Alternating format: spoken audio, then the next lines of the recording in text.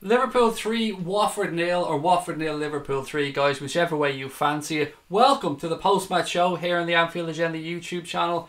I'm your host Craig. I'm very much looking forward to this one. It was a fantastic win for me today. I thought Liverpool did a professional job. They went out, they got the job done, clean sheet, a record clean sheet I believe, which is fantastic.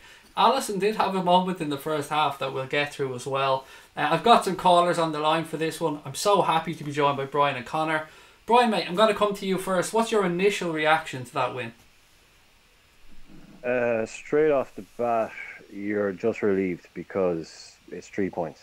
That's the main thing. That the way everything is going at City, the main thing, 3 points. We were very nervous. I thought we were going to score right before halftime. We made a habit of scoring right before halftime this year. We've done it a lot of times. And when we didn't do that, I think that's when people started getting properly nervous. But if you look back over the game, watch it again, I think it will come across pretty clearly. We weren't really under much pressure. We pretty much controlled the game. So, not straightforward, but job done at the end of the day. Job done indeed. I have to say the second half was a bit of a joy for me because my stream of the game was probably about 2 minutes behind some other people's. So I was getting the joy of knowing a goal was coming up. I was getting ready, Connor, to celebrate it. Sometimes I wondered were people taking the piss, but all in all, 3 second half goals, a red card for the captain. Not great, Connor, but a clean sheet nonetheless, and 3 more valuable points in this quest for a Premier League challenge. That's it. Like Brian said, 3 points is always going to be the most important thing today, and we went out there and did it. I think we dominated most of the game, to be fair. Like Watford had the odd chance, but it never really looked like we were going to beat his. So yeah, it was job done. Fair play. Move on to PSG now midweek. Absolutely. That's going to be a very intriguing game. Let me just go straight into the chat and see what everybody else is saying, see how everyone's feeling. First comment, I have to read this one out because it's exactly how I feel. Up the motherfucking Reds from Stephen Richard. Love it. It would be a pleasure to follow me, said Subi on Twitter. Somebody give him a follow. Paul McCormick said 3-0 happy days.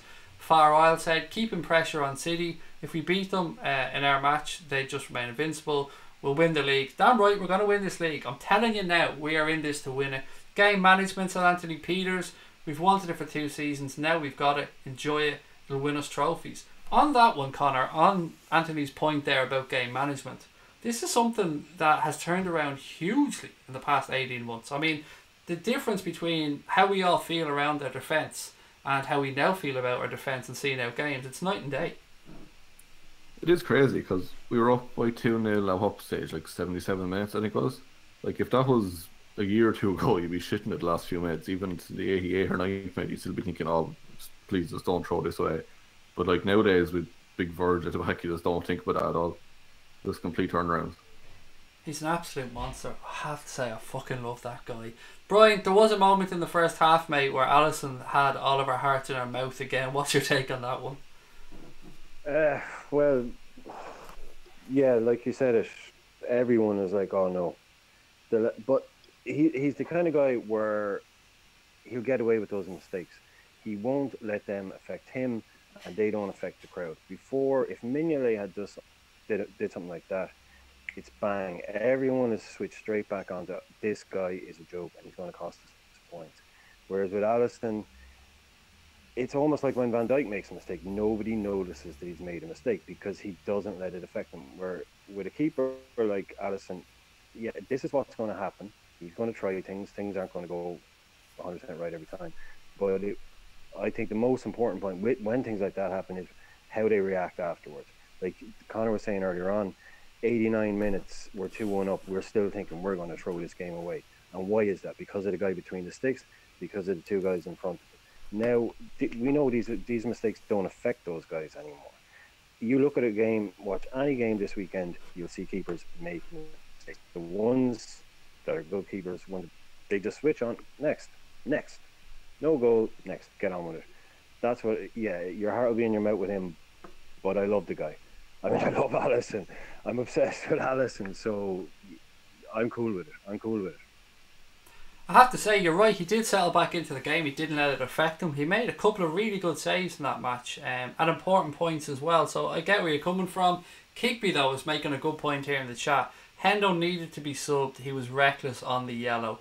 Now look, I don't want this to turn into a kicking for Jordan Henderson because that's not what it's about. But Connor, at the same time, buddy, it was reckless. He knew he was on a yellow. He was losing the head a minute or two beforehand with the referee. He needs to manage that situation a little bit better. Yeah, it's not something you would expect from Henderson most times. Like, he usually does keep his head, but I don't know what happened there. He just completely lost it. Disappointing, obviously. And what's that, 2 game ban now, or is 1 game? I think it's one because it was a second yellow, is it? I don't know. I thought straight away it's 2 or 3, I think, yeah. Yeah, he'd be missed for that, and I think, but thankfully we have Fabinho there to come in instead of him.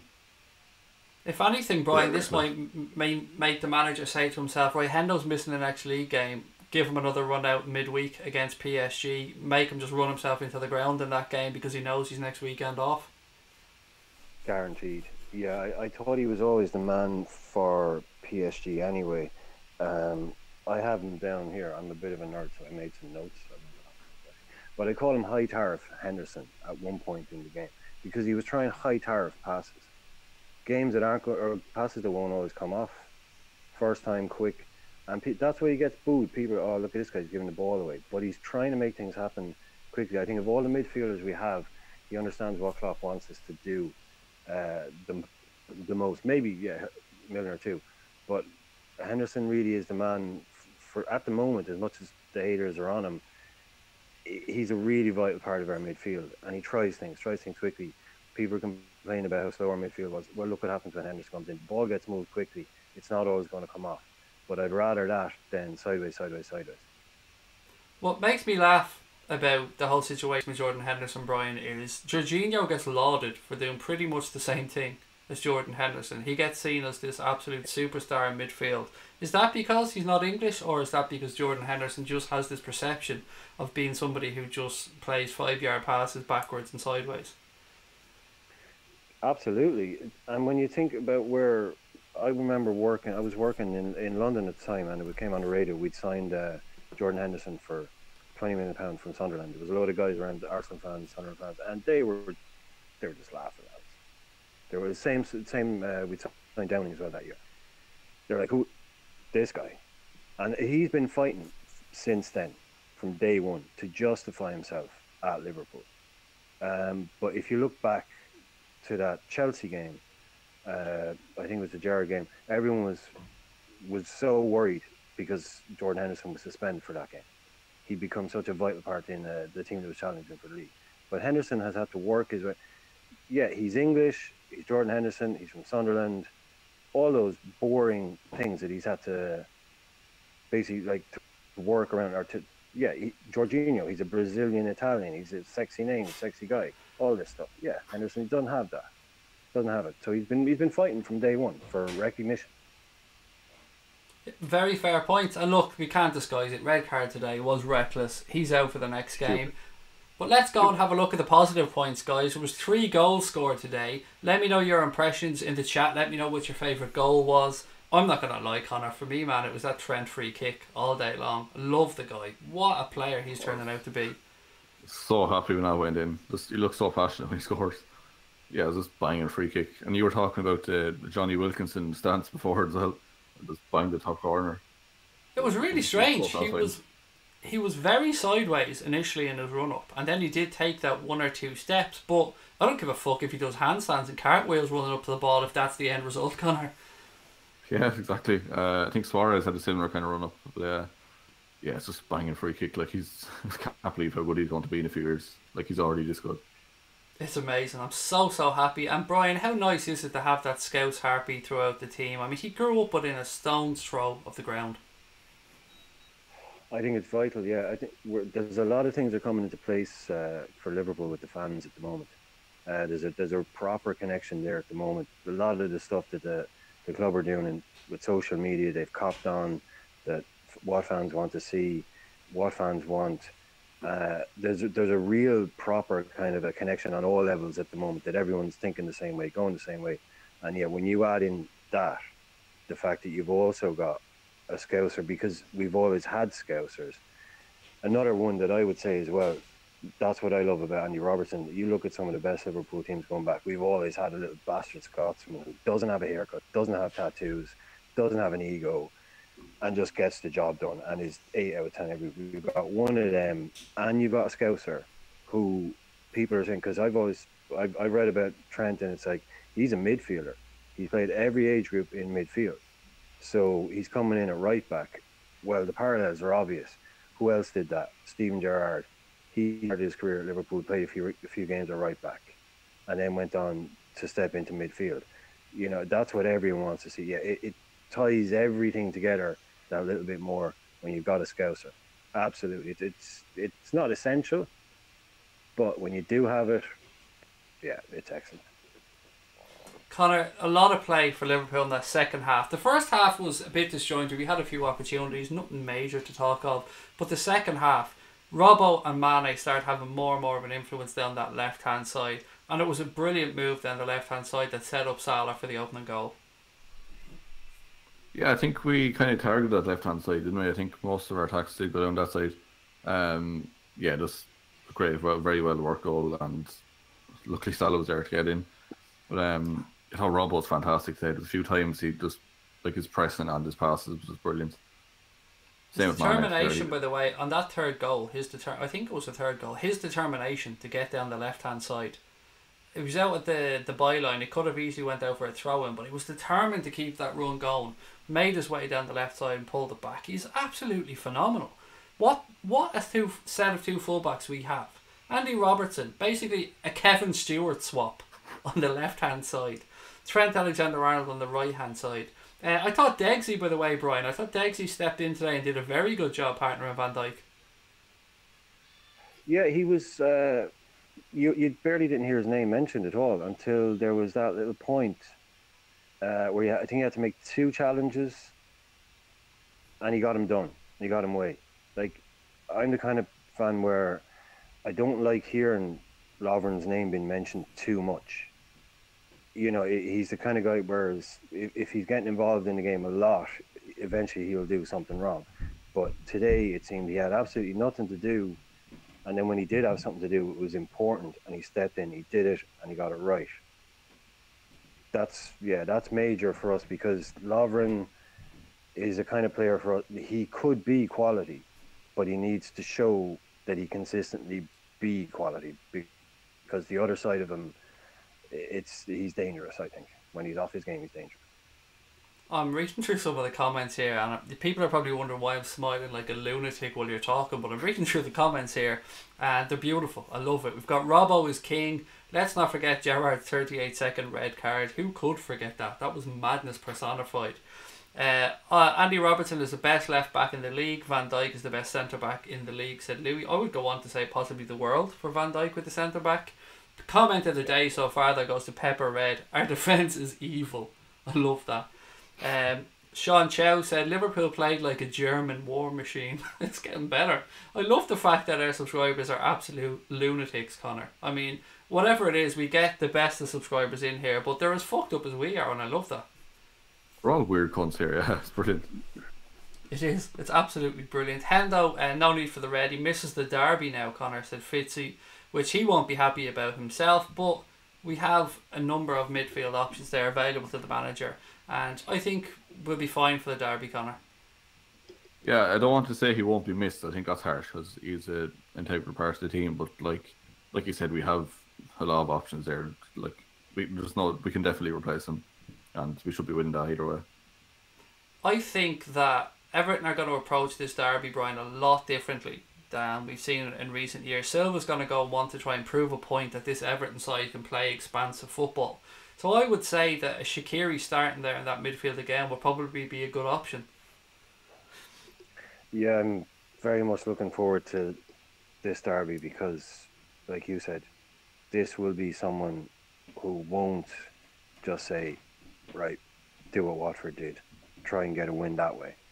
He will go for it. He has no other choice to go for it, and it's going to totally play into our hands. We might not win that game, but at least we're going to get a game out of it. They're an attacking team. We're an attacking team. You saw as soon as Watford opened up, we couldn't open Watford up. Like, I was thinking, when you have games like that where boys are 4-4-2 and they're sitting in, you have to disorientate them, or you have to get set pieces involved in the game. and that takes ages. Whereas with Everton, it's going to be from the off. They're going to go with us. We're going to go with them, and that's what we love. That's what we love. I think they're made for us. I can't wait for the game. Comment of the day has now gone. It's been trampled by Rod. Rod said, "Can I have Robbo's babies even though my nuts are mouldy?" Of course, Rod. Wow. Robbo doesn't differentiate. Robbo is tough as nails. He doesn't mind your mouldy nuts. It's grand. The Emu holding the Manx to a draw. Congratulations to them. More drop points for United. Fuck them. Fuck Gark. Fuck Mourinho. Good enough for them. 11 points behind us now. They're still kidding themselves that they're going to make the top four. They're still going with this. Like, can they not see? Surely their fans can see at this point that they're awful. Like, regardless, like, they are awful. I'm not just slagging them off here, Brian and Connor, because they're United. They really are terrible. This is the worst United side I've seen in a long time. Well, can you imagine if we'd spent what Mourinho has spent on players? If Klopp had spent that money on players since Mourinho came in, and we were in the position in the league that they are in now, could you imagine what United fans would be talking about us? If we'd spent 400 million in the last 3 years on players, whatever it is, close to that, and we were, what, 10th? Can you imagine what United would be saying about us?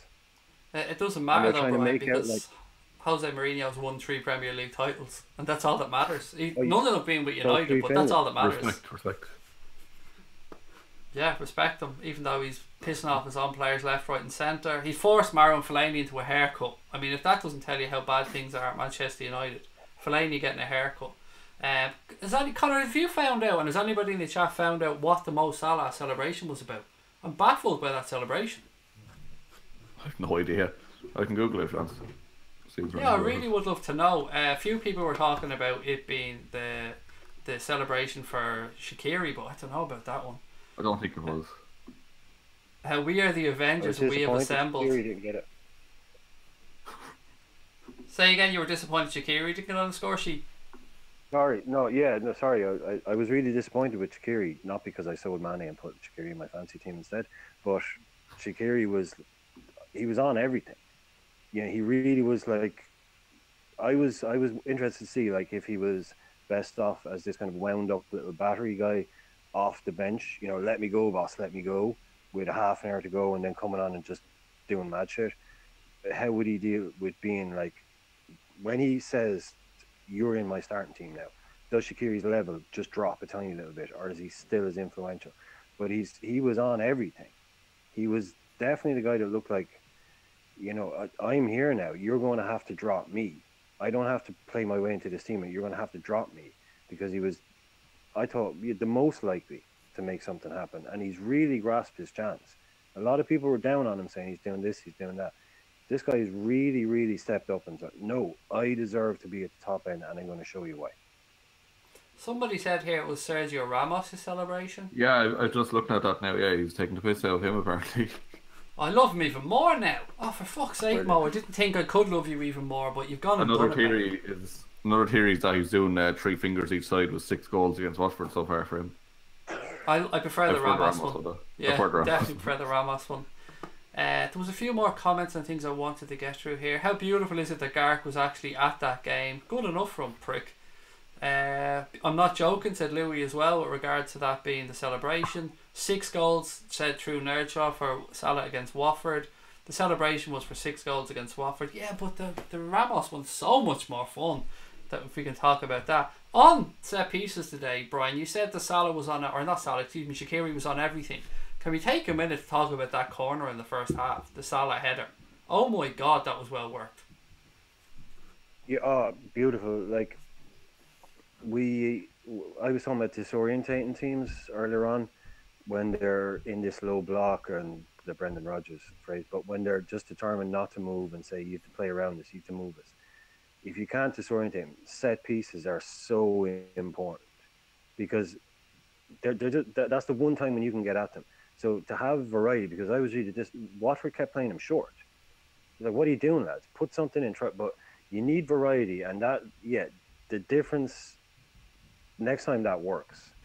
But when you've got those teams that are just determined to do absolutely nothing, set pieces become absolutely vital, and you need quality on delivery, you need variety, and you need unpredictability. then you'll get something. And with someone like Shaqiri, he has that in his boots, and you've got clever players up front, we have to start taking advantage more of those kind of situations and doing things like that and being unpredictable.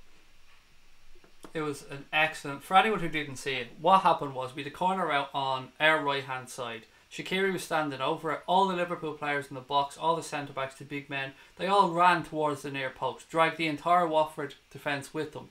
That left space for Salah to drift in from the edge of the box. And I don't know if you've seen this, Connor, but the cross from Shaqiri was pinpoint onto Mo Salah's head. Yeah, it was brilliant, to be fair, and it was very unlucky not to go in. Like, Ben Foster actually had a brilliant game today. Like, that 3-0 kind of, I wouldn't say it was flattering with the performance, but I think that was a bit harsh on Foster, to be fair, because he did play well. Just to say as well, Spurs were 1-0 up against Chelsea. Dele Alli scored. Interesting. Blowjobs all round, so, for Dele Alli. It was a great save by Ben Foster. He did everything right there, Salah, in that situation. He headed it down into the corner, did exactly what he should have done, but it was a good save by Ben Foster. Some other comment there I want to get through. Yes, Fitzy said Gini Wijnaldum has been so key this season. Thoughts on him? Fitzy, for me, mate, Mr. Consistency. I've said this all along. If the season stopped now and I had to give out a player of the season, I'm giving it to Gini Wijnaldum. I think he's been 7.5, 8 out of 10 every week. Brian, what's your thoughts on Gini? That's a good. Yeah, I'd written something about that earlier on. It's like Gini Wijnaldum is keeping out a specialist in Fabinho. Gini Wijnaldum is not a specialist in that role that he's playing. He plays attacking midfield. He can play wide left, wide right. If he's in a midfield for Holland, he'll play an attacking role.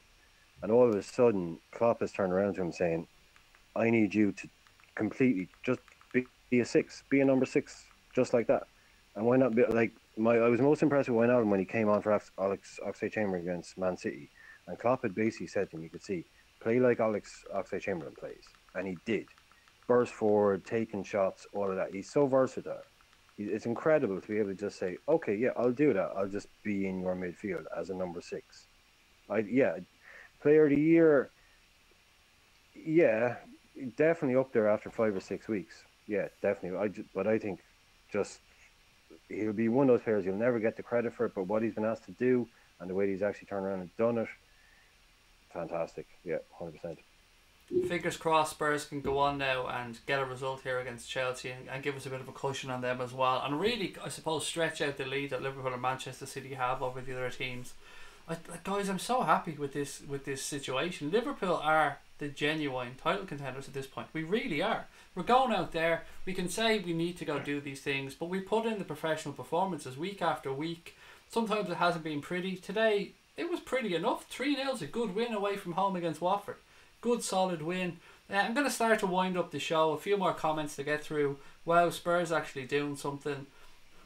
Huge chance there for Son to make it 2-0. Anyone hacked Dele Alli's cloud account since the orgy with the 5 birds at the hotel? I don't know, maybe. Moving on quickly, Brian, I want to get your thoughts, mate, on the game against PSG in midweek. The starting 11, what are you expecting Klopp to go with for that one?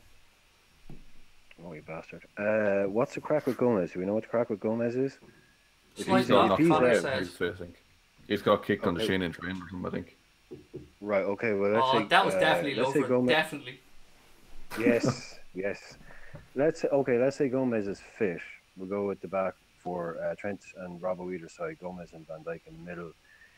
There was comments that I didn't get to read. Klopp said something about Keita needing Nep up. I'm thinking Milner, Gini, Keita maybe after talking to, and from 3. So you've caught me on the hot, but I'll go with that one. Save time.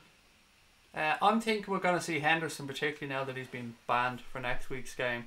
So I'd expect the same back 5. Did I put Henderson in? Sorry. No, I think got Milner, Gini, Shaqiri, I think, if memory serves correct. Yeah, no, Henderson should be in. Yeah, Henderson in it. Yeah.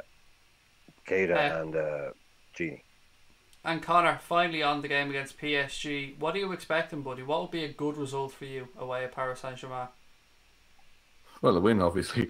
Would you take a draw, though? Would that be the end of the world if we got a draw there? Does the draw really help us, though? We still have to beat Napoli, then. As far as I know, I can't really remember the table, but I think a draw is not really much use to us. I'm going to have a quick look at the table here now, so bear with me. I think I could be wrong on that, but I can't remember. we definitely can't offhand win what there. the Like, table is. We can, was yeah. there any news on? Was there any news on Mbappe and Neymar's injuries?